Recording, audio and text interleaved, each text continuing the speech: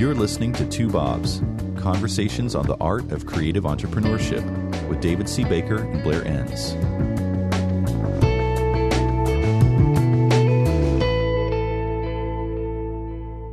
Hi, David. How are you? I'm good, Blair. You're doing well? Yep, I'm doing well. We're going to talk about money. It's one of my favorite topics. It wasn't always, but it is now. What changed? Great question. You started making it? Yeah, maybe. Yeah. It's funny. I'm one of those people when I have money, I just don't care about it. I don't care about it at all. But when it's not there, you know, there's some days when I cared about it quite a bit. I'm sure most people listening to this can identify with. I think they can identify with that. Okay, we're going to change the format up today. Okay, so right. I'm gonna make 7 statements, and they're all lies, right? Not necessarily. They might be. I'm going to hopefully trap you a couple of times here. Okay, you ready for this? This is almost like Jeopardy without any good-looking people. Okay. All right, first question. It's impolite to talk about money. True and false, depending on the context, and that will be my answer to every statement that you share with me. So it's a great statement. It's a great question because we are all taught from a very young age that it is impolite to talk about money. It's impolite to ask somebody what they make for a living. It's impolite to ask what somebody paid for their house or their car, et cetera. These very personal financial questions. Now, we're taught that from a young age, and we're brought up that way. But what we don't realize is what Mama was talking about was she was talking about a personal context. So many times in my interactions with agency principals, owners of creative firms, and even the people on the front lines doing sales, doing new business development, or doing account management, I would be talking about some kind of standard sales principles, or at least win without pitching principles. And in every jurisdiction in the world, I have heard, no, Blair, you don't understand. Like, this is the Midwest, the South, right? Saudi Arabia, New York. Like, I've heard it everywhere. You don't understand. Here, it's impolite to talk about money. Somebody from New York, it wasn't New York City, it was upstate New York. Somebody said, you don't understand. Here in New York, it's considered impolite to talk about money. What your mother meant is it's impolite to talk about money in a personal situation. The opposite is true, almost the opposite is true in business. In business, an inability to talk about money is seen as a sign of poor business acumen. So I've seen so many people mistake this kind of polite manners rule that's fully applicable in a personal situation, make the mistake of applying that in a business situation and refuse to talk about money, excuse me, until it's just far too late in the game. Do you think that part of what's happening is that they're nervous that they might mess up the deal by introducing money too early? It's like it feels almost like a frail process to them, and that this might upset the cart? Yeah, usually, this is coming from somebody who has no sales training, so probably does not see themselves as a salesperson. So it might be the principal of an independent creative firm where you got into this business because you wanted to design or work in advertising, et cetera. And then as you realize very quickly that to build the business, you need to sell. So often I get, it's not often that you would hear from somebody who sees himself or herself as a natural salesperson, or somebody who's had any degree of sales training at all, that this retort that, no, you don't understand, it's impolite to talk about money. But I hear it often from business owners as a reason why, they're not going to do it. So in personal relationships, you're saying that in some cases it's okay, sometimes it isn't. The difference is whether they've given you permission to do that. The other thing you can't talk about is how people raise their kids, right? That you can talk about sex at dinner, but you can't talk about how much they make or how they raise their kids. So are you saying that in business, you don't have to have explicit permission? There's just this assumption that it's okay to talk about money in the right context.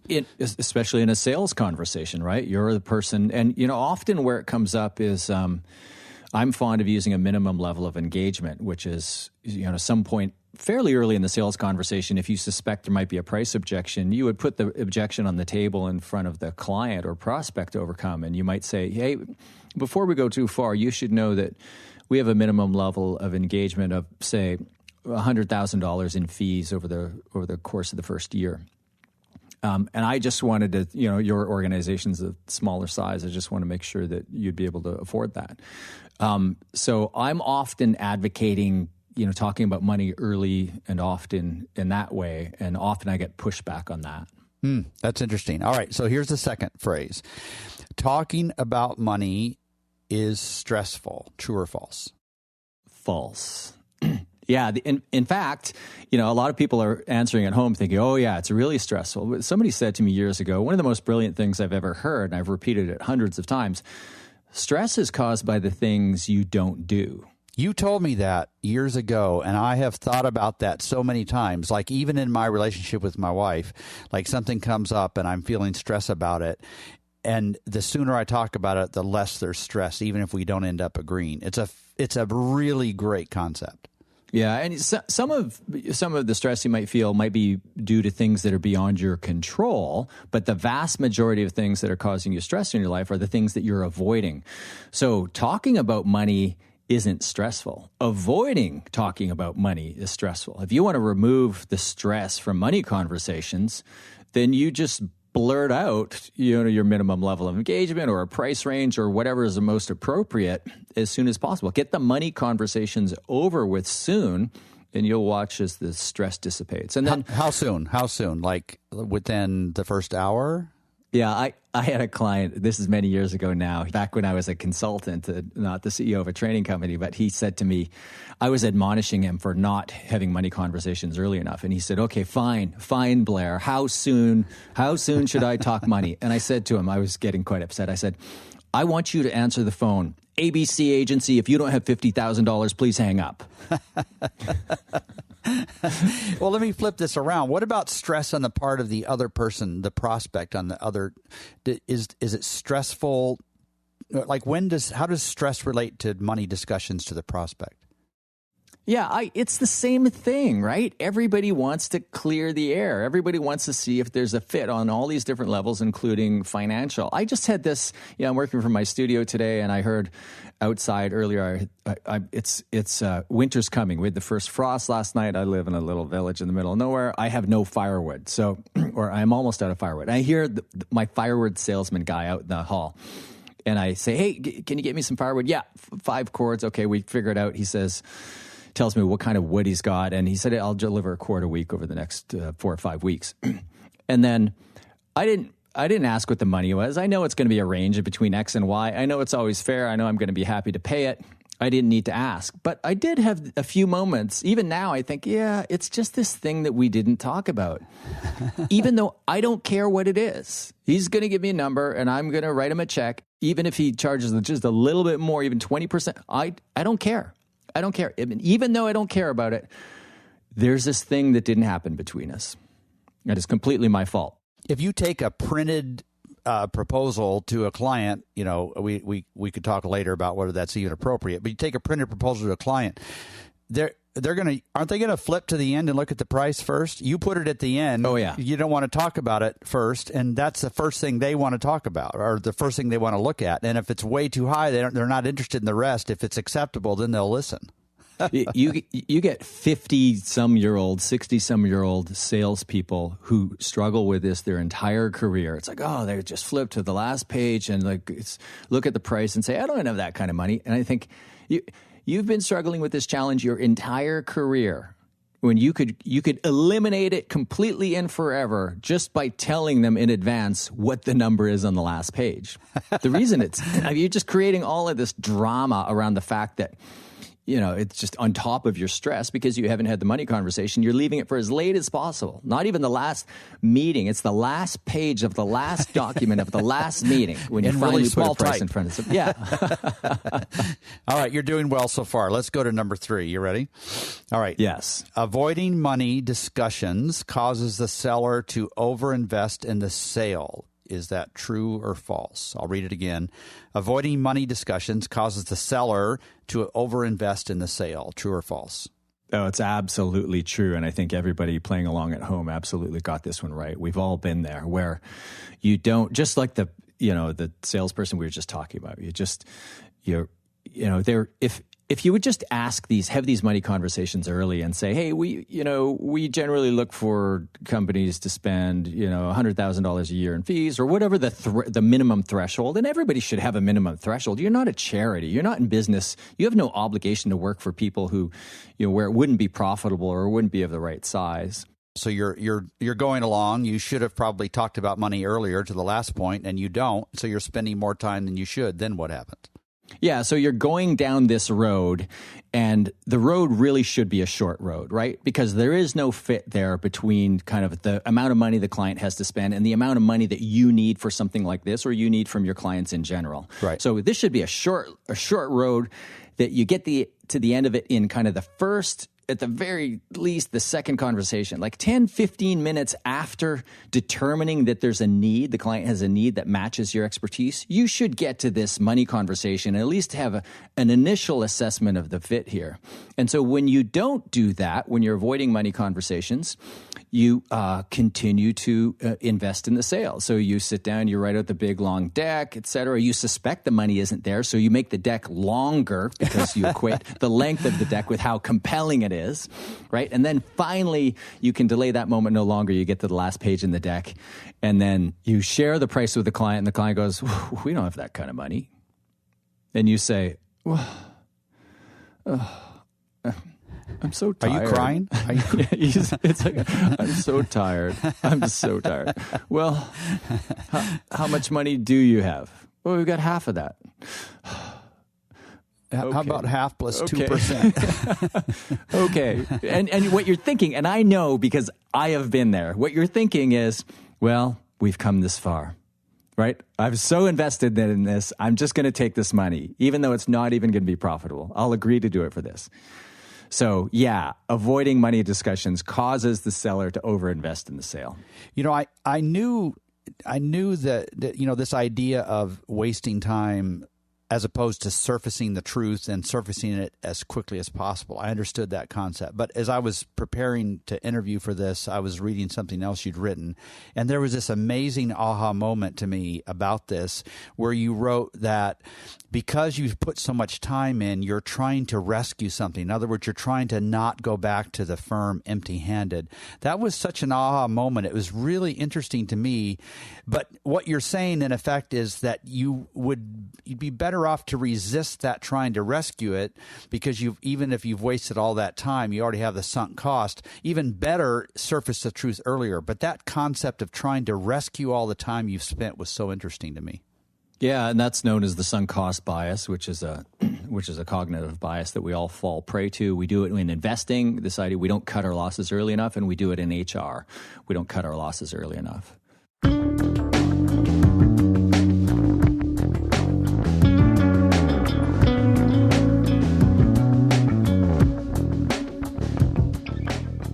You're listening to Two Bobs, conversations on the art of creative entrepreneurship.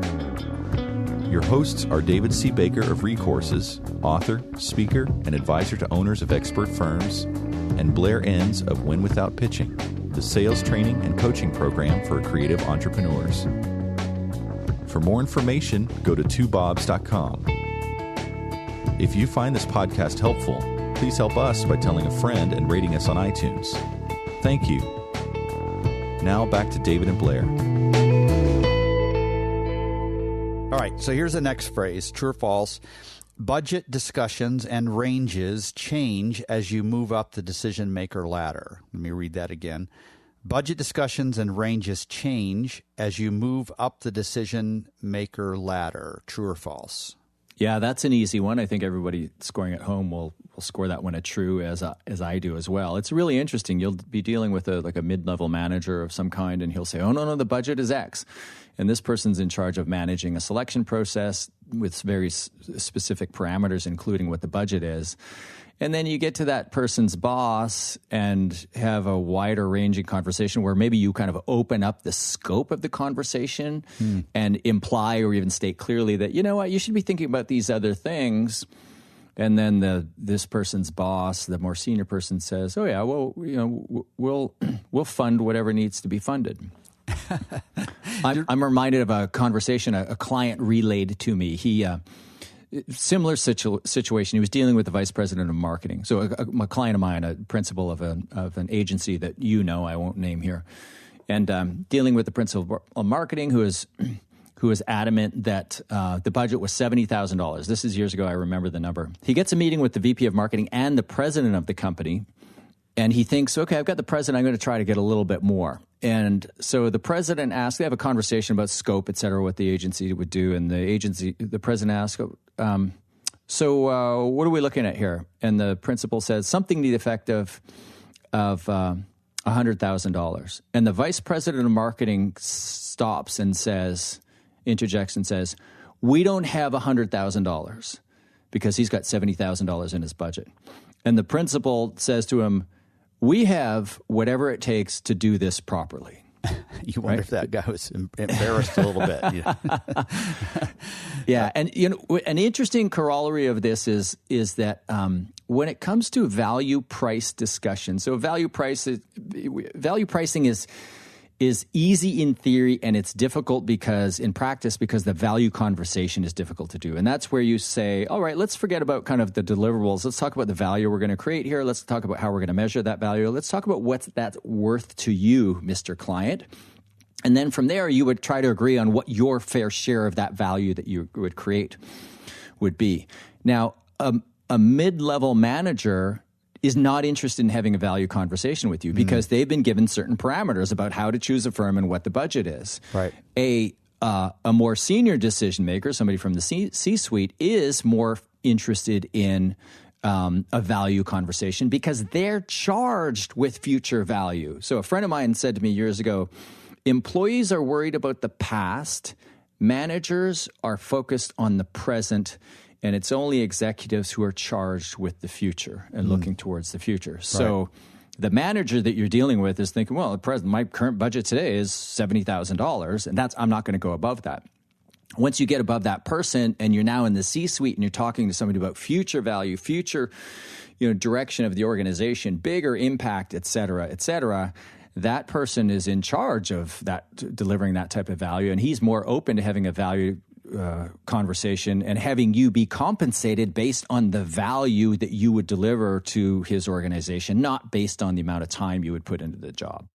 That's really great. I would just remind the folks listening too that Blair has written a lot about the importance of having decision makers in the important discussions early on, and this ties right into that. That's really great. All right, next one. Next phrase is price is usually just a tiebreaker. True or false? Price is usually just a tiebreaker. Yes, in most competitive situations, in most creative firms, that's true. Price is usually just a tiebreaker. And the tiebreaker, price, same with chemistry, right? So there's a phrase in the creative professions, chemistry wins new business. Yes, it does. It wins new business a lot, and it never should. Not never, but what I mean by that is you shouldn't, chemistry like price, you shouldn't lean on these things as a way to get new business because there are tiebreakers. And when you're leaning on a tiebreaker, you're sending a very strong implication to the client. And the implication is the important variables, the important decision-making variables on which the client should choose you, they're the same from firm to firm. That's what you are implying when you're leaning on chemistry or when you're leaning on price. And the important variable is basically your perceived ability to get the job done and to deliver value, right? That's what you're being judged on. And when your ability in the client's eyes to do this job to a certain level is seen as on par with everybody else, that's when price becomes really important. That you said once, I'll read the quote very specifically, if you're losing business on price, it's not because you're not cheap enough, it's because you're not good enough. Can you explain that phrase? I said that? Wow. I don't remember saying that, but I'm glad I said it because it's brilliant. If you're losing business on price, it's not because you're not cheap enough. It's because you're not good enough.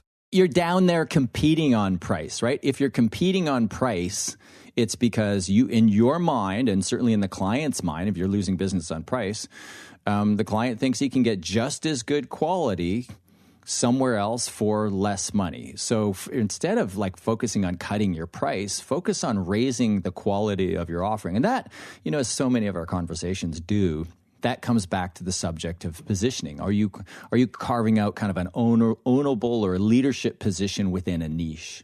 Yeah, that's great. All right. Number 6, the money you command is directly proportional to your self-esteem. So again, I'll read it. The money you command is directly proportional to your self-esteem. True or false? What do you think the answer is? Well, I'm nervous because I feel like we've slipped over into some, a different kind of motivational speaker in a van by the river kind of thing. Yeah. The money you command is directly proportional to yourself. Oh, I think that's absolutely true. To me, in fact, I look out there at so many poorly positioned firms who are making a lot of money, and it seems like it generally comes from a lot of confidence or self-esteem. Oh yeah, this is so true. So profit margin is a direct measure of a bunch of things. Like it's a direct measure of how different you're seen to be, price elasticity, effectively.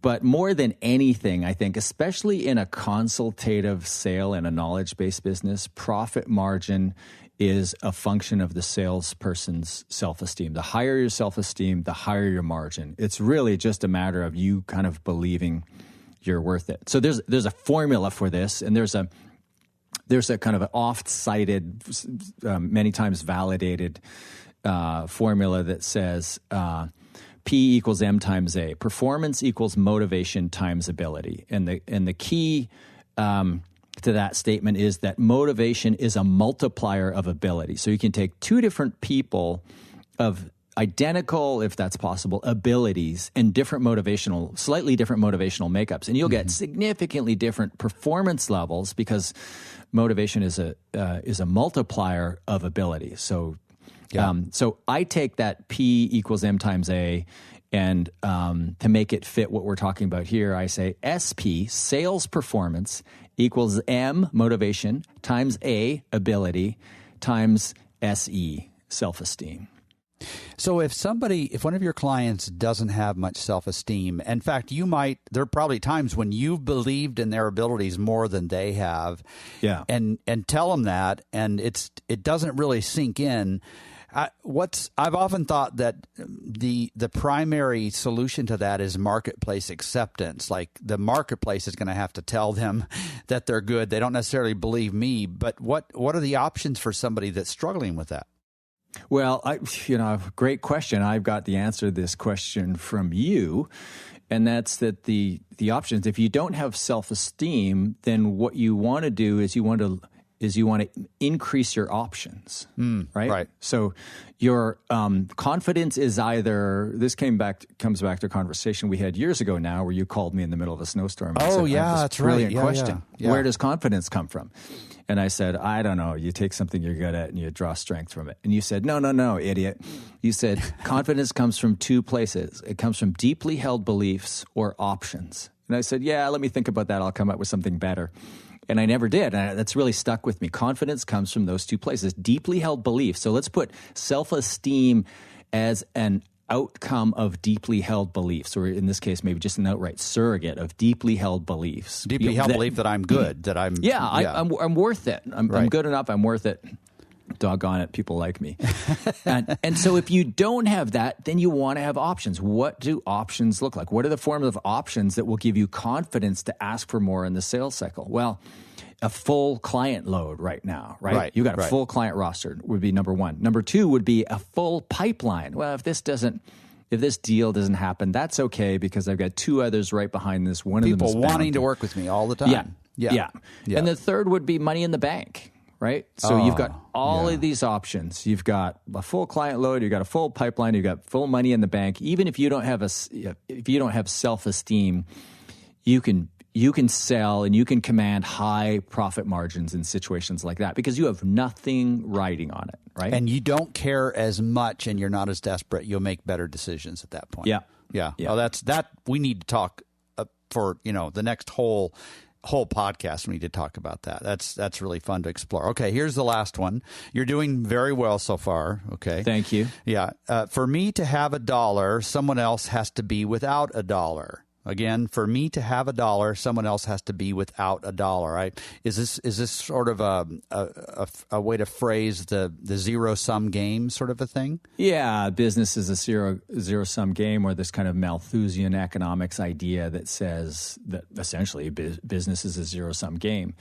And it's, I think when we're all posed, obviously this is false. And when we're posed with a question like this in a context like this, we all know the answer is false. But I'm just incredulous at the number of people. This is like a key fundamental concept that underpins all business. It underpins the entire capitalist system.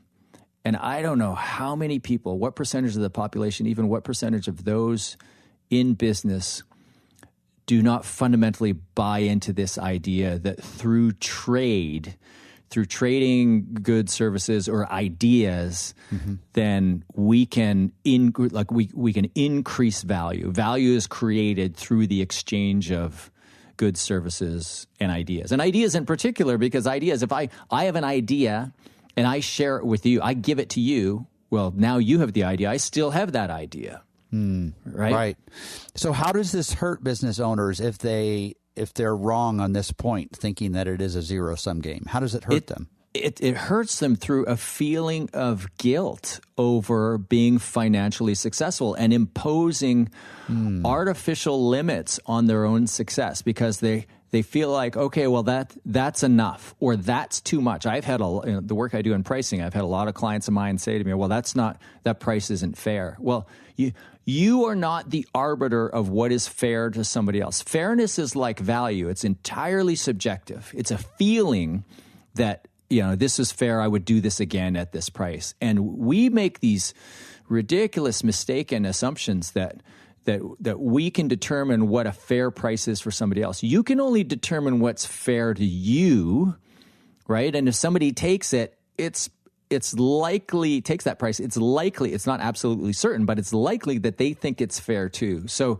we think, if you should really see dollar bills or pound notes or euros or whatever currency you work in as kind of certificates of gratitude for having helped someone, right? Yeah. You should. So rather than I made X dollars last year, or I have these dollars in my hand, rather than thinking, well, there's somebody else out there who no longer has these dollars. No, there's somebody out there who actually has more dollars in his hand because you gave him something that was worth more to him than the dollars he gave to you. And he went out and created a greater value in the world. So we really need to see these currency notes as certificates of appreciation for the work that you do. Like every you, me, most of the people listening to us in this podcast, we are all in the business of helping people. Now, somebody who runs a charity, a food bank or something might scoff at this and say, you're not. You and I, we are in the business of helping independent business owners and their teams build more successful businesses and in turn help their clients, et cetera, et cetera. And the money that we earn and the money that the people listening to this podcast earn, they only earn that because they're doing such an effective job at helping those that they're endeavoring to help. Yeah. So we need to see, the dollar in your hand. You don't have it because you have it doesn't mean somebody else doesn't have it. That's a certificate of appreciation that somebody has willingly given you. Money is a beautiful thing, isn't it?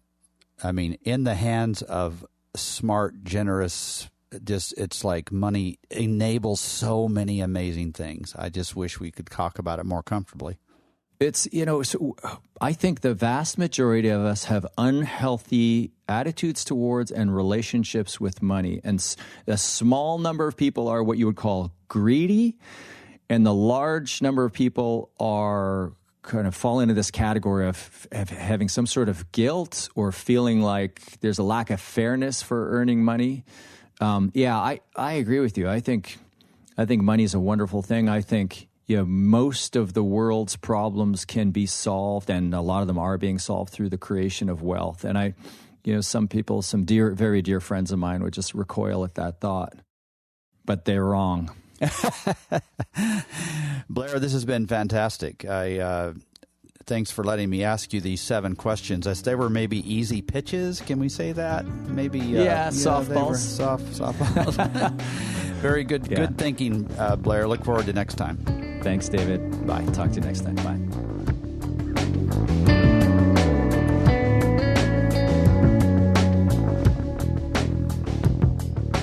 Thank you for listening to Two Bobs with David C. Baker and Blair Enns. Subscribe and learn more at twobobs.com. That's the number 2, BOBS.com.